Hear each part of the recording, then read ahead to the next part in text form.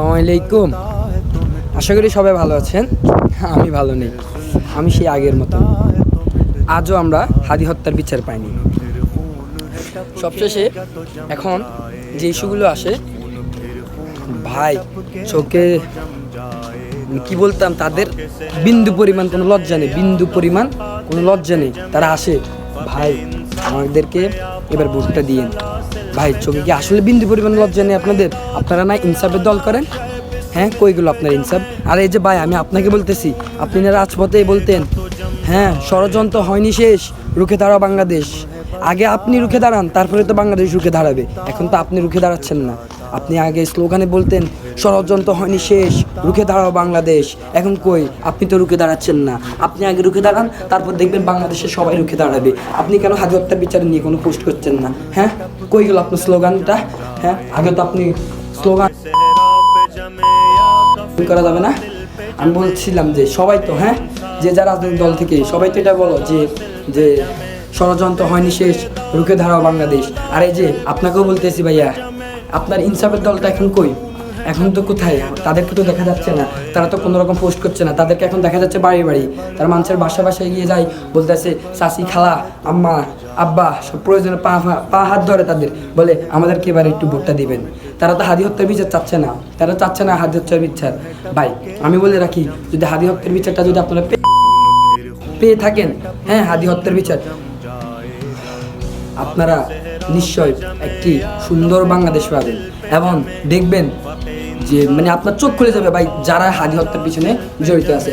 হাদি হত্যার পিছনে যদি ওই ছেলেটাকে ধরাও হয়, আপনারা সঠিক বিচার পাবেন না।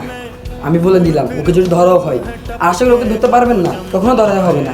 ওকে মেরে ফেলা হবে ভাই, ও আছে কি না সেটাও জানি না, তাকে গুম করা হবে, তাকে মেরে ফেলা হবে। তো ও যদি ধরাও খায়, ধরা খাওয়ার পুলিশের কিংবা আইন হবে না ভাই, কোনো লাভ হবে না। কারণ আমরা কখনোই জানবো না হাদি হত্যার পিছনে কে কে আছে। আপনি যদি জানেন ভাই, ট্রাস্ট করেন ভাই, আপনি যদি জানেন যে হাদি হত্যার পিছনে মানে তাকে হত্যা করার পিছনে যারা যাদের হাত আছে, যদি একবার জানতে পারেন, আপনি নতুন বাংলাদেশ দেখবেন। জাস্ট ট্রাস্ট মি, আপনি নতুন বাংলাদেশ দেখবেন। আর কি জানি বললে, হ্যাঁ, আমার এই পেজে আরও 2টি ভিডিও আছে, ওইখানে আমাকে দেখতে নাকি খুব খারাপ লাগে। আরে বেটা, তুই আমার দেখেস কেন? আমার ভয়েস কি শোনা যাচ্ছে না? হ্যাঁ, আমার ভয়েসের কন্টেন্ট খারাপ, আমার ভয়েস শোনা যাচ্ছে। আমি কি চাই? আমি জাস্ট চাচ্ছি হাদি হত্যার বিচার চাই। তুই কি এটা শুনোস না? আমি জাস্ট এটাই বলতেছিলাম যে ভাইয়া, তুমি তোমার ফেস থেকে, তুমি তোমার আইডি থেকে জাস্ট একটু লেখো যে হাদি হত্যার বিচার চাই। আমার লাইক দরকার নাই, আমার কমেন্ট দরকার নাই, আমার কোনো প্রকার শেয়ার দরকার নেই। আমি জাস্ট চাইছি তুমি শুধু লেখো হাদি হত্যার বিচার চাই।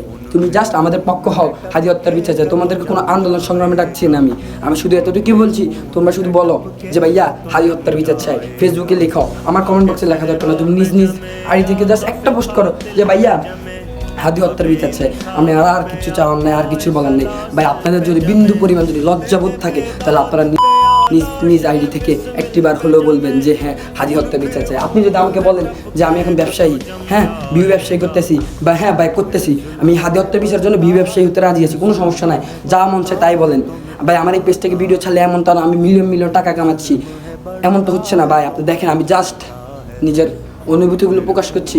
আসলে নিজেকে চুপ করে থাকা যাচ্ছে না ভাই।